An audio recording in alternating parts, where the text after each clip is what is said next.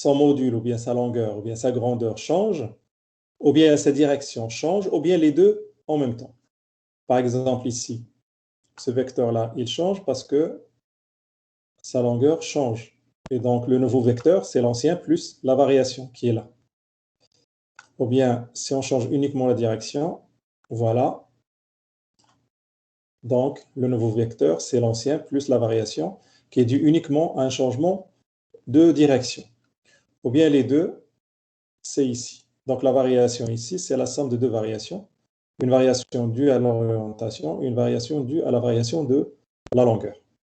Donc, voilà la variation d'un vecteur. Donc, un vecteur varie si son module varie, ou bien sa direction, ou bien les deux en même temps. Alors, une chose très importante, lorsqu'on fait varier uniquement la direction. Lorsqu'on fait varier uniquement la direction, c'est que la variation et le vecteur, ils font à peu près un angle droit, d'accord? Ils font un angle droit, ils sont perpendiculaires. Vu dans le cours,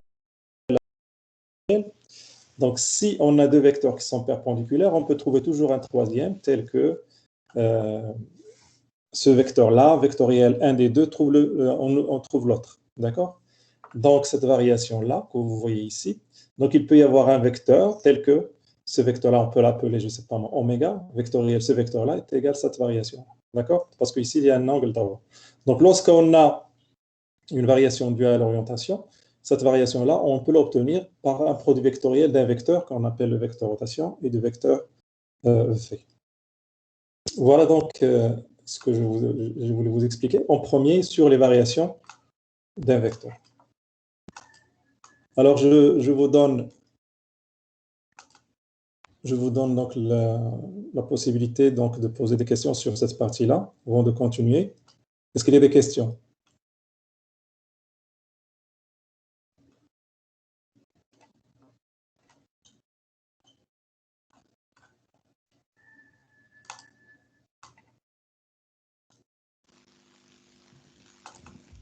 Monsieur, Est-ce moi que- j'ai une question. Moi j'ai une question.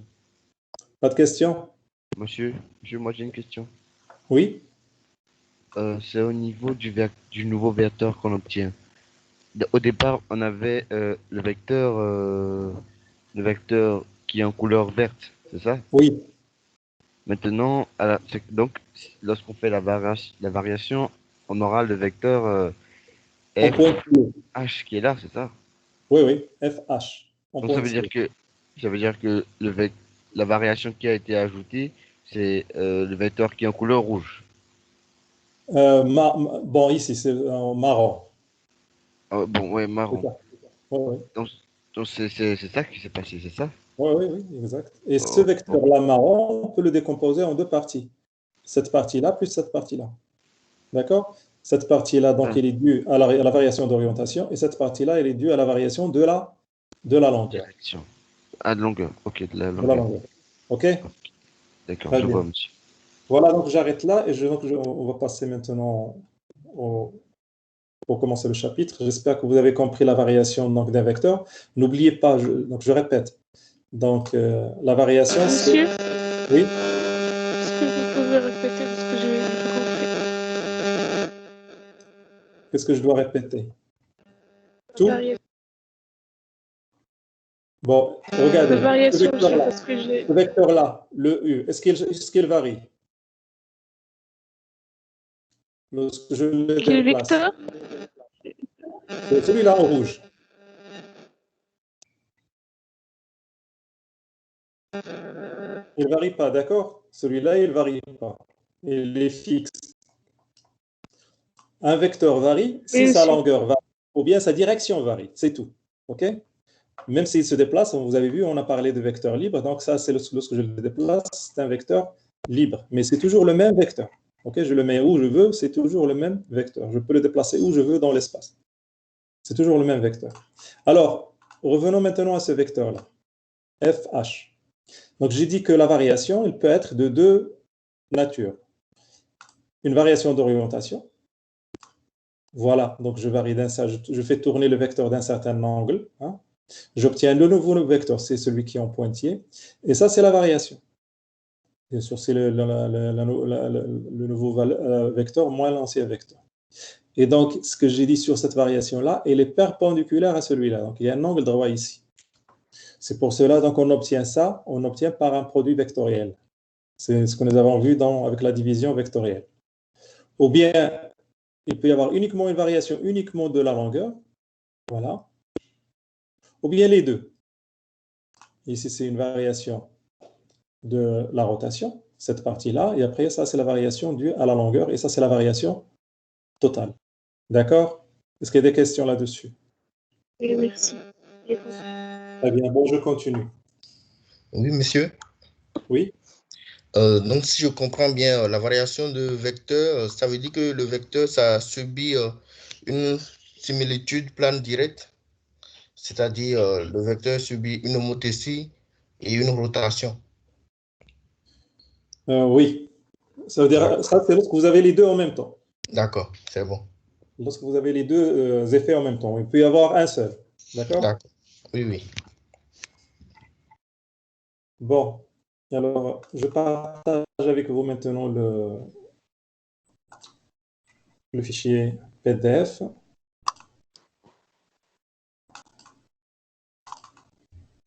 Partager. Donc ça, c'est très important ce qu'on vient de voir sur la variation des vecteurs. Donc, cinématique du solide. Donc, lorsqu'on dit cinématique du solide, ça veut dire qu'on s'intéresse uniquement au calcul et à l'étude des accélérations et des vitesses. D'accord? C'est ça la cinématique. On ne s'intéresse pas à la masse du solide et on ne s'intéresse pas aux forces hein, qui créent ce mouvement-là, qui créent ce déplacement. Donc, c'est tout simplement l'étude des vitesses et des accélérations d'un solide.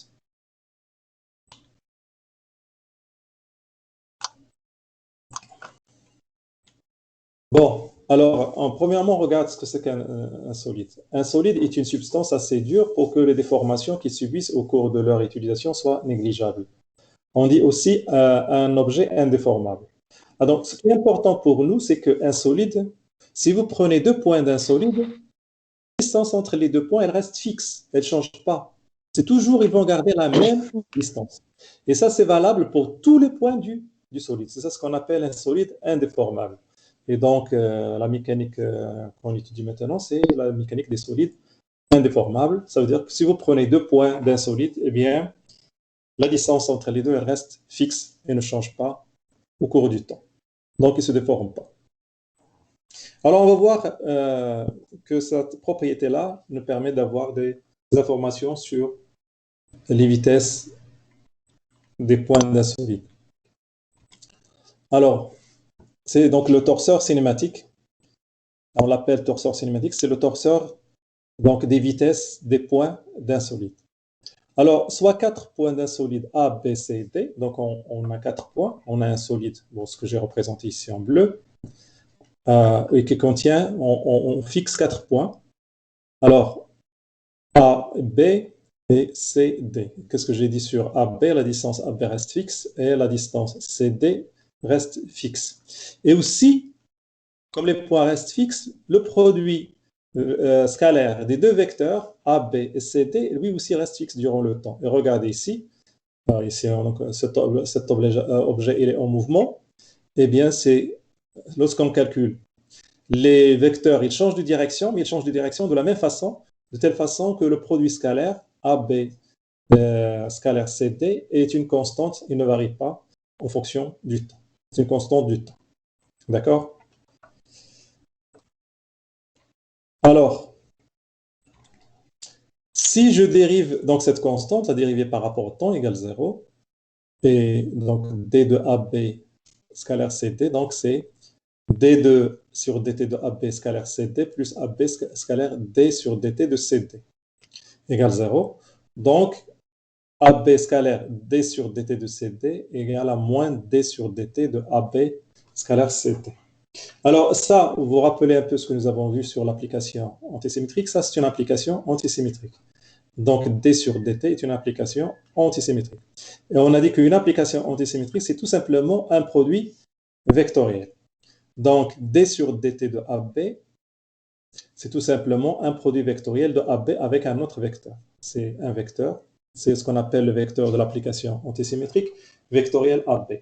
Alors, une question, qu'est-ce que ça montre ça? Ça, c'est très important. Qu'est-ce que ça nous dit ça? C'est ce que j'ai expliqué au début sur la variation d'un vecteur.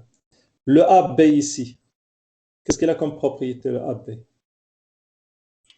A et B sont deux points d'insolide. Et qu'est-ce qu'on a dit sur AB? Reste fixe. Invariant. Reste fixe. Norme constante. Qu'est-ce qui ne change pas? Le vecteur AB, Norme c'est le vecteur AB. constante. Pardon? Le module. Norme constante. Le vecteur qui est constant. Le module de La vecteur. distance. Très Non, bien. le module. C'est La le module de distance AB AB qui est constant. qui- C'est le module de AB qui varie pas. Parce que A et B sont deux points d'insolide. Et la distance entre A et B, j'ai dit, elle est fixe. Donc le AB, le module du vecteur AB, il est constant. Donc la seule variation, c'est tout simplement un vecteur qui est perpendiculaire à AB. Et c'est pour ce que je vous ai montré sur le schéma. Et c'est pour cela qu'on trouve un autre vecteur tel que ce vecteur-là, vectoriel AB, égale à la variation. D'accord? Donc, lorsqu'on a une variation, lorsqu'on a un vecteur dont le module ne change pas, bien la seule variation, c'est une variation qui est perpendiculaire à ce vecteur-là, qu'on définit par un produit vectoriel. D'accord? Donc, ça, c'est très Monsieur? important. Oui? Monsieur, ça veut dire que ce vecteur est toujours perpendiculaire à AB. Oui. D de AB, il est perpendiculaire à AB. Ce que nous Et avons le vu, vecteur qui est, et le vecteur qui est vectoriel à AB. j'ai pas bien entendu. Vecteur? Le vecteur qui est vectoriel à AB. Ah, l'oméga. Le oméga. Oui, Qu'est-ce que ça oméga. dit? Il est Oui. perpendiculaire aussi à AB. Oui, bien sûr. Les trois forment un trièdre direct. D'accord? Les trois forment un trièdre direct. C'est ce que nous avons vu avec la division vectorielle. Regardez, si vous avez deux vecteurs qui sont perpendiculaires, donc vous trouvez toujours un troisième. Vous vous rappelez A et B perpendiculaires. Donc il y avait un vecteur B tel que V vectoriel A égale à AB. Et les trois forment des angles droits entre eux. Ils sont orthogonaux. OK? Donc, oméga, AB et B de AB, ils forment ils sont orthogonaux. D'accord? Je continue.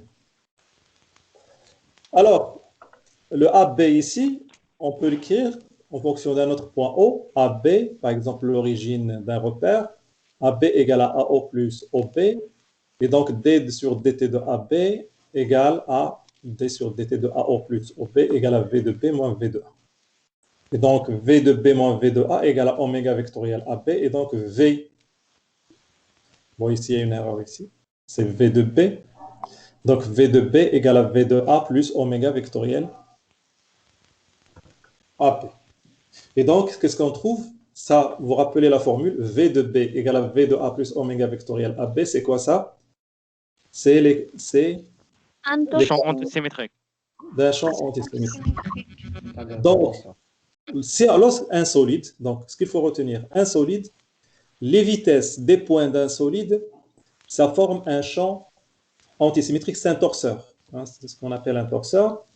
Dans le moment, c'est les vitesses, et dans le vecteur, c'est ce qu'on appelle le vecteur, c'est ce vecteur-là, oméga, qu'on appelle le vecteur rotation. On va le voir après comment on le calcule, comment on le détermine. Je ne sais pas, vous l'avez fait déjà en mécanique 1, le vecteur rotation? Oui, monsieur. Oui, oui. Pas bien. Oui. Bon, allez, je continue.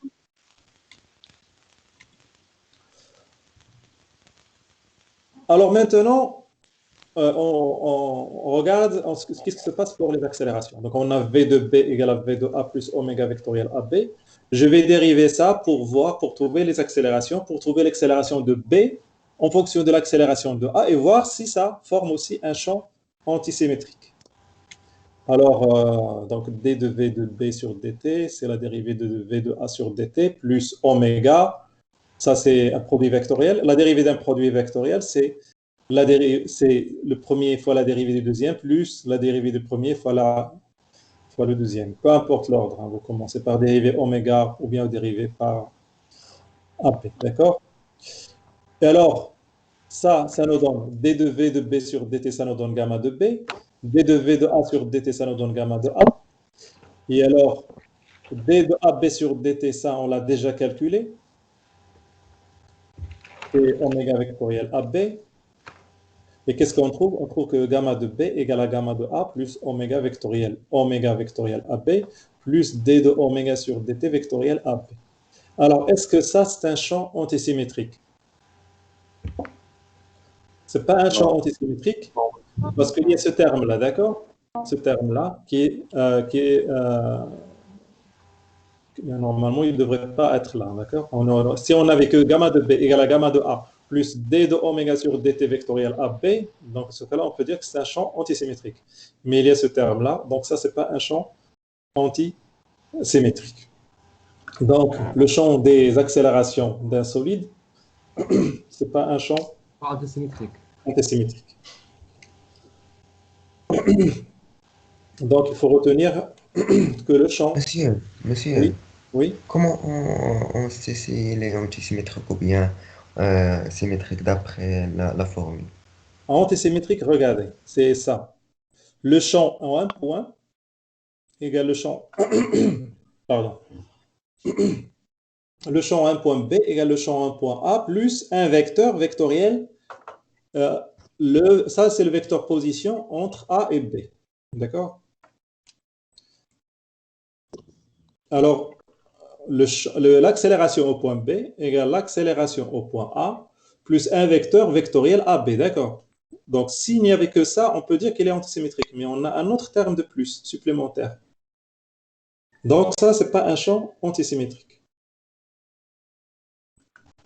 Bon, cette question-là que tu me poses, ça veut dire que bon, tu n'as pas révisé ton cours hein, sur le champ antisymétrique.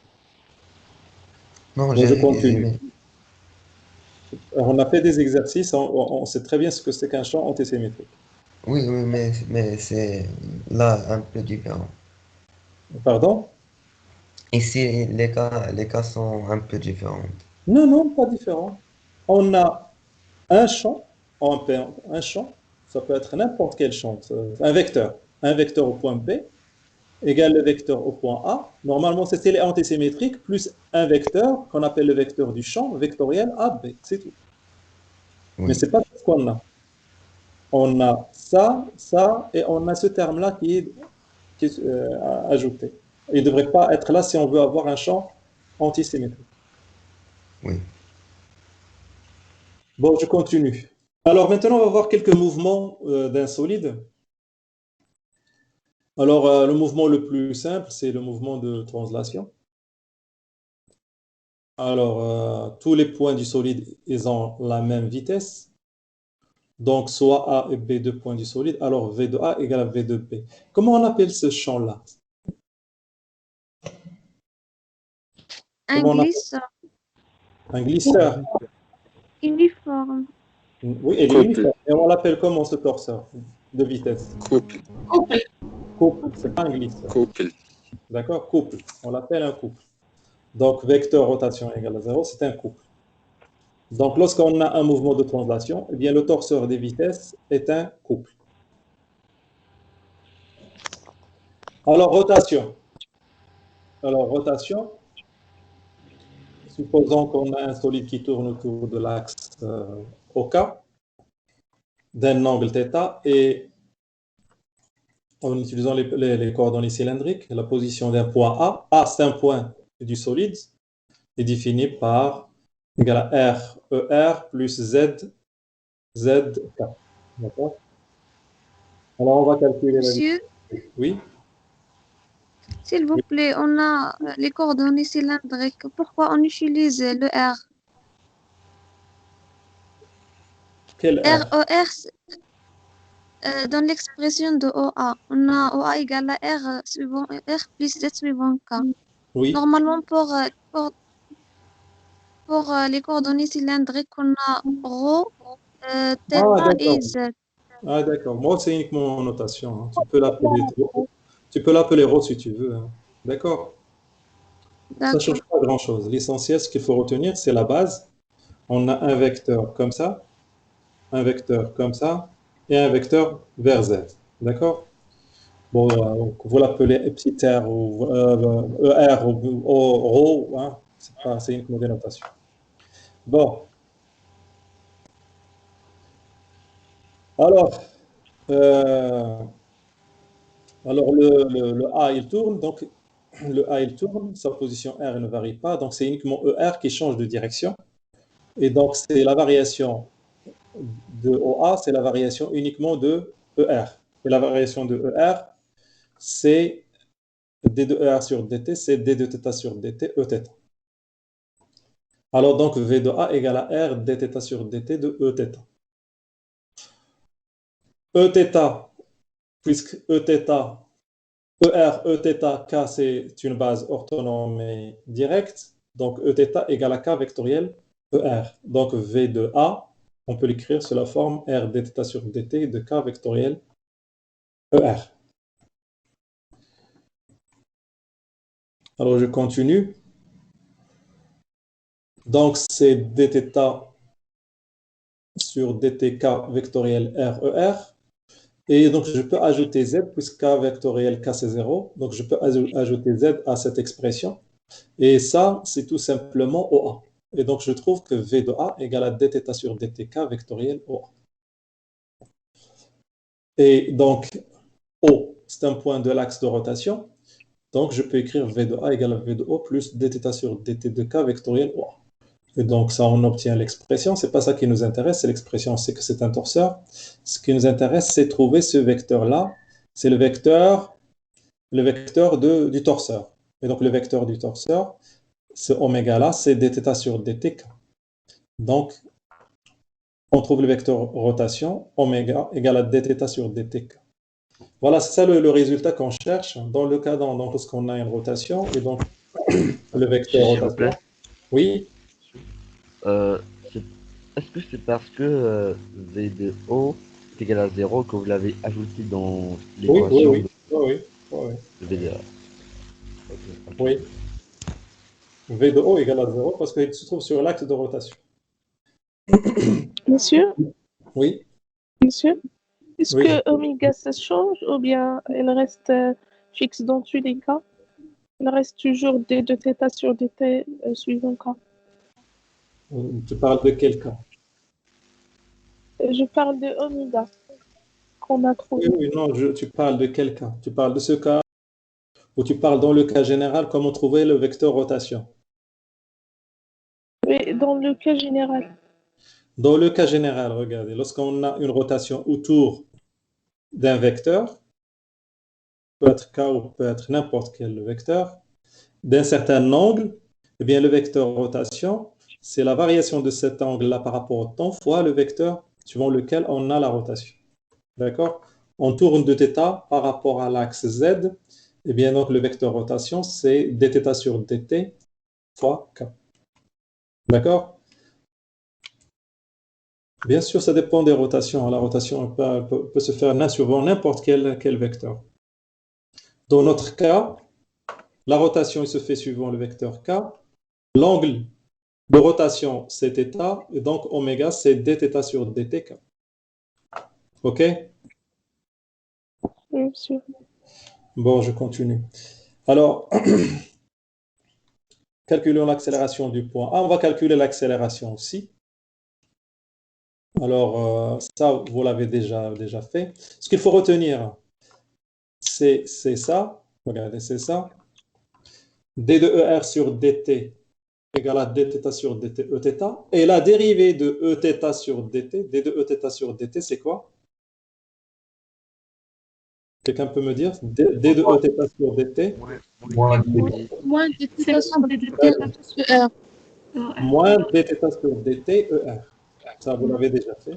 Donc, c'est ce qu'on va faire ici pour trouver l'accélération. Donc, je vais pas vous pouvez revoir ça. Alors, on trouve donc que gamma de A, les deux composantes, une suivant Eθ et une suivant ER, c'est R d de θ sur dt carré Eθ moins R dθ sur dt au carré ER. Il y a une qu'on appelle l'accélération tangentielle et l'autre qu'on appelle l'accélération normale. Tangentielle, c'est celle qui est suivant Eθ et normale, c'est celle qui est suivant ER. Voilà, ça c'est bon. Je continue. Alors, un mouvement hélicoïdal. Alors, quelqu'un peut m'expliquer le mouvement hélicoïdal? Ce que c'est que le mouvement hélicoïdal?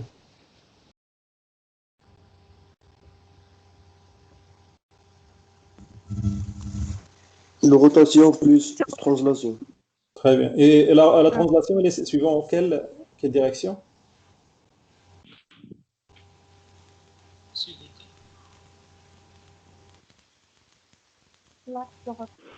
Suivant l'axe de rotation. Alors, j'ai fait ici, je vous ai ajouté donc un verrou. Hein. Et donc, si vous voulez ouvrir ou fermer, qu'est-ce que vous faites? Vous faites tourner et en même temps, vous vous déplacez le long de l'axe de rotation. D'accord? Donc, supposons que vous voulez ouvrir, vous allez lever ça, le lever vers le haut. Donc, vous allez tourner autour de cet axe-là et en même temps se déplacer suivant l'axe. Donc, ça, c'est un mouvement hélicoïdal, parfaitement un mouvement hélicoïdal. Un mouvement hélicoïdal, donc c'est une rotation autour d'un axe et une translation le long de cet axe-là. C'est exactement le mouvement d'un verrou donc qu'on utilise pour ouvrir ou fermer une porte. D'accord? Donc ici, j'ai un point A sur l'axe de rotation. J'ai un point B qui est loin de l'axe de rotation.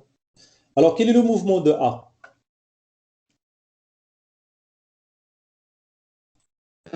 Une translation. Une translation aussi. Uniquement une translation. D'accord? Le mouvement de A, c'est uniquement une translation le long de l'axe. Et le mouvement de B, c'est une rotation et une translation le long de l'axe K. OK? Bon, donc, supposons qu'on a un objet qui a un mouvement hélicoïdal autour de l'axe OK, soit A et B, deux points de l'objet, alors on a la relation V de B égale à V de A plus oméga vectoriel AB. Bon, ça, c'est quoi ça? Pourquoi on a écrit ça? Parce que la vitesse est un champ antisymétrique. C'est un champ antisymétrique. Voilà, c'est un torseur. D'accord? Donc, lorsqu'on a deux points, la relation entre les deux, c'est cette relation-là, avec oméga, c'est le vecteur du torseur. Alors, oméga, c'est d de θ sur dtk. Alors, v de A, puisqu'il est sur l'axe, c'est uniquement une variation de sa position sur K, donc c'est d de z sur dtk. Et donc, on trouve que v de B égale d de z sur dtk plus dθ sur dtk vectoriel AB. Ça, c'est le vecteur rotation. Et ça, donc, c'est le vecteur vitesse d'un point sur l'axe. Donc, et ça, c'est ce qu'on appelle un mouvement hélicoïdal. D'accord? On trouve que la vitesse, cette vitesse-là, elle a la même direction que le vecteur rotation. Ça veut dire que je peux écrire v de B. Hein.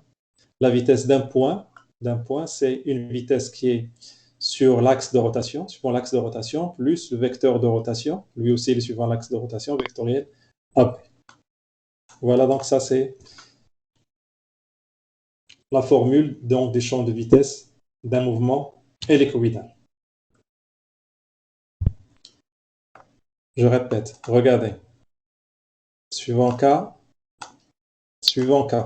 les deux, ok? Ils ont la même direction.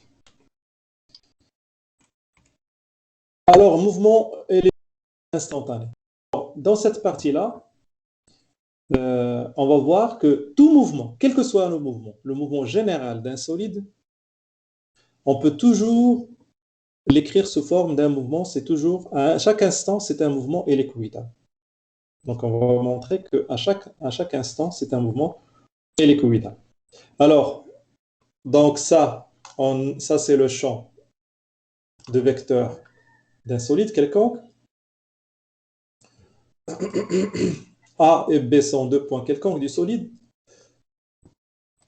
Soit P un point de l'axe central. Qu'est-ce qu'on a dit sur l'axe central? On a dit sur l'axe central, c'est que V de P, il est collinéaire à oméga. Donc, je peux écrire oméga égale à alpha, et donc V de P et oméga sont collinéaires. Donc, je peux écrire oméga égale à alpha VP. Donc, si j'exprime V de B en fonction de V de P, alors V de B égale à V de P plus oméga, et oméga, c'est alpha V de P vectoriel PB. Et ça, c'est exactement la formule que nous avons trouvée avant d'un mouvement hélicoïdal. D'accord? Vous avez ici V de P et vous avez ici V de P. Même vecteur. D'accord? Donc, c'est un mouvement hélicoïdal. Donc, ce qui fait apparaître un mouvement hélicoïdal du solide autour de l'axe central du torseur. Donc, dans le cas général d'un mouvement d'un solide, donc c'est un mouvement hélicoïdal autour de l'axe central, donc, du torseur. À part bien sûr, c'est un mouvement de translation. Si on a un mouvement de translation, donc il n'y a pas d'axe central. Mais lorsqu'on n'a pas un mouvement de translation, lorsqu'on a un mouvement, dans ce cas-là, on peut toujours l'exprimer ce mouvement-là sous forme d'un mouvement hélicoïdal. Il faut savoir que l'axe central, il peut être fixe comme il peut changer dans le temps. D'accord? Donc, le mouvement de rotation qu'on avait vu avant, ou bien le mouvement de verrou, l'axe central, il est fixe. Hein, il ne change pas. Mais l'axe central peut changer. Alors, le point B est mobile. Donc, l'axe central du torseur n'est pas fixe. On dit que cet axe est l'axe instantané de rotation. On l'appelle l'axe instantané de rotation.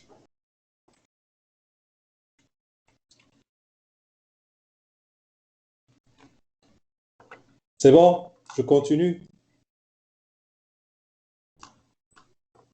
Des questions là-dessus? Monsieur, vous avez parlé je sais pas trop, d'un vecteur qui reste fixe. Donc, j'ai pas très bien entendu ce que vous parliez tout à l'heure. Tu peux répéter la question? Oui, vous avez parlé tout de suite d'un vecteur qui reste fixe. Je sais pas, qui reste fixe? Oui. Qui reste pas un vecteur, fixe. c'est pas un vecteur. L'axe C'est quoi? central. L'axe central. Ah, l'axe Je central. dis l'axe central, il peut être fixe. Dans le cas lorsqu'on a un mouvement, regardez ici. Ici. Si on regarde ici le champ de ce torseur, le torseur des vitesses de cet objet-là, on va trouver que l'axe central, c'est l'axe K. D'accord? Et il ne change pas, il reste toujours, donc il ne change pas durant le temps, il est toujours le même. OK? Dans ce cas-là, d'un mouvement hélicoïdal, ou bien dans le cas d'un mouvement de rotation, comme celui-là par exemple, on va trouver que l'axe central, c'est l'axe K aussi, où il y a la rotation. Donc, il est toujours fixe. Mais parfois, l'axe central, il change au cours du temps. Il n'est pas fixe. C'est pour cela qu'on l'appelle donc l'axe instantané de rotation du solide. On va voir un cas, on va le voir après, où l'axe central change au cours du mouvement. OK? Donc, l'axe central d'un solide, d'un torseur, il peut changer comme il peut être fixe dans le temps. Alors, maintenant, on va voir, on vient de voir les mouvements, donc les différents mouvements d'un solide. On va voir maintenant, lorsqu'on a deux repères, et qu'est-ce qui se passe pour le champ de vitesse et le champ d'accélération. La vitesse d'un point, quelle est la relation entre la vitesse d'un point dans les deux repères et quelle est la relation de la vitesse d'un point dans les deux repères. Alors, avant de voir les vitesses, on va voir un vecteur, la variation d'un vecteur dans le cas général. Alors, on a donc ici deux repères, un repère R et un repère R1, et on a un vecteur U. Alors, U, et donc, comme il y a deux repères, donc il a des composantes dans R1 et il a des composantes dans R. Ces composantes dans R1 sont X1, Y1, Z1, et ces composantes dans R, c'est X, Y, Z. O, c'est l'origine du repère R, et O1, c'est l'origine du repère R1. Donc, on va voir la variation de U en fonction du temps dans R1 et la variation de U par rapport au temps relativement à R. Alors voilà, on a exprimé U égale à X, I plus Y, J plus ZK, et U égale à X1, I1 plus Y1, J1 plus Z1, K1, exprimé dans R1. Cherchons la relation entre D de U sur DT par rapport à R et D sur DT, D de U sur DT par rapport à R1. Alors, lorsqu'on a plusieurs repères et lorsqu'on parle de la dérivée d'un vecteur, il faut indiquer par rapport à quel repère. Et ça, vous l'avez déjà vu, ce qui concerne le mouvement relatif. Donc, une personne, elle peut être fixe par rapport à un repère et se déplacer par rapport à un autre. Donc, la dérivée par rapport au temps, il faut indiquer aussi par rapport à quel repère. Alors, on va exprimer donc les deux dérivées. Alors, d de u sur dt par rapport à r, en utilisant les coordonnées de u dans le repère r, c'est d de x sur dti, plus d de y sur dtj, plus d de z sur dtk. On n'a pas dérivé i, j et k. Pourquoi on n'a pas dérivé i, j et k? Constante. Ils sont fixes. Dans R. Ils sont fixes. Ils sont fixes dans R. Je peux écrire d de x sur dti plus x d de i sur dt par rapport à R et d de i sur dt par rapport à R, c'est 0. D'accord? C'est parce qu'ils sont fixes dans R. Et la même chose, égale à d de i sur dt par rapport à R1, c'est d de x1 sur dt par rapport à I1, et ainsi de suite. I1, J1, K1, ils sont fixes dans R1. R1. Donc ça, c'est bon. Alors maintenant, d de i sur dt par rapport à R, et je vais utiliser, au lieu d'utiliser x, i+, j'utilise l'expression de u dans R1. Alors maintenant, je ne peux pas écrire c'est d de x1 sur dt i1 et s'arrêter. Le i1, il varie par rapport à R, donc je dois le dériver. Et le j1 varie par rapport à R, et le k1 varie par rapport à R. Donc, alors je trouve c'est d de x1 sur dt i1 plus d de y1 sur dt j1 plus d de z1 sur dt k1. C'est ce que nous avons déjà écrit ici, c'est d de u sur dt par rapport à 1. Donc, c'est ce que j'ai écrit directement ici. Plus x1 d de i1 sur dt par rapport à r, plus y1 d de j1 sur dt par rapport à r, plus z1 d de k sur dt par rapport à r. Alors, je continue. Alors, la variation de I1, J1 et de K1 par rapport à T relativement à R. Qu'est-ce qu'ils ont le I1, le J1 et le K1? Ce sont des vecteurs qui varient par rapport à R. Mais comment ils varient? Est-ce qu'ils varient en longueur? S'il vous plaît. Oui. Monsieur, s'il vous plaît, j'ai pas Oui. Oui. j'ai pas très bien suivi en fait. À partir de la déduction. Alors d de u par rapport à Ici. r égale- Ça, Oui. c'est pas. Oui, ouais, le Regarde. fait que On a fait ça, regarde. Tu développes ça. D'accord? Alors, je développe. Qu'est-ce que je vais avoir? Je dérive premièrement la dérivée de x1, i1. x1, i1 par rapport à r. C'est d sur dt de x1, i1. Je laisse le i1 après. Plus d de y1 sur dt, j1. Plus d de z1 sur dt, k1. D'accord? Plus x1, d de i1 sur dt. Plus y1, d de j1 sur dt. Plus z1, d de k1 sur dt. Et ces termes-là que j'ai écrits au départ, c'est ce terme-là. On est d'accord? Et ce terme-là, c'est la dérivée de multiplication entre la oui, et ce terme-là, c'est celui-là. Donc, Oui, c'est ce je que vois. j'ai fait directement ici. Je l'ai écrit directement ici. C'est bon? Oui, je vois, monsieur. Bon, alors je continue. Le I1, comment il varie le I1? Est-ce qu'il varie en longueur? La direction. Uniquement la direction. En D'accord? orientation. Voilà, uniquement en rotation. Et donc, la dérivée de d de I1 sur dt, donc ça veut dire qu'il y a un vecteur oméga tel que d de I1 sur dt par rapport à R égale à oméga vectoriel I1. Et la même chose pour d de G1 sur dt, la même chose pour d de K1 sur dt. Voilà, donc c'est d de I1 sur dt par rapport à R égale à oméga. Ce oméga-là, il dépend de R1 et de R. On l'appelle vecteur rotation de R1 par rapport à R, vectoriel I1. Et d de G1 sur dt égale à oméga de R1 par rapport à R vectoriel G1, et d de K1 sur dt par rapport à R égale à oméga vectoriel K1. Donc ça, je le dis, donc c'est tout simplement parce que le I1 et G1 sont des vecteurs normés, qui ont la norme 1, c'est uniquement leur direction qui change à cause de la rotation. Donc, c'est égal le vecteur rotation vectoriel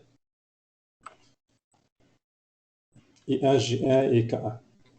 Donc, je mets